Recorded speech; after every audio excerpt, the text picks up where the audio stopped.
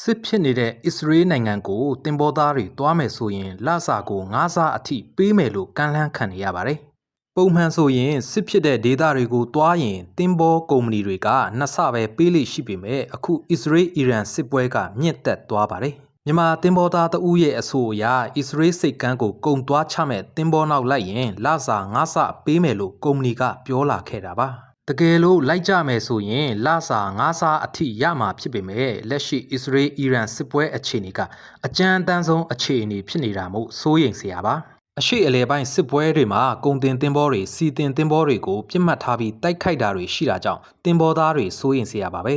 ကုမ္ပဏီတွေကတော့သင်္ဘောသားတွေကိုလိုက်မယ်ဆိုရင်လက်မှတ်ထိုးခိုင်းနေပြီးမလိုက်ချင်သူတွေကိုသင်္ဘောကနေဆင်းလို့ရတယ်လို့စော်ဩနေကြပါတယ်အစ္စရေးဟာလိုအပ်ချက်မြင့်လာတဲ့အတွက်အမှားစားတွေဆယ်ဆမြင့်လိုက်လို့အရှိအလဲပိုင်းကိုတွားမဲ့တင်ဘောတွေအလုတ်ပိုဖြစ်နေကြတဲ့သဘောပါစစ်ပွဲဖြစ်နေတဲ့နေရာကိုကုံတွားချရမှာကအန်ဒီရဲ့များလွန်းပေမဲ့လည်းဆင်းရဲတဲ့မြန်မာလိုနိုင်ငံသားတွေအတွက်လစာ9ဆကမက်မောစရာပါပဲဆိုတော့မြန်မာတင်ဘောသားအများစုကလက်မှတ်ထိုးပြီးအစ္စရေးကိုတင်ဘောနဲ့တွားကြဖို့ပြင်ဆင်လှုပ်ဆောင်နေကြတယ်လို့သိရပါတယ်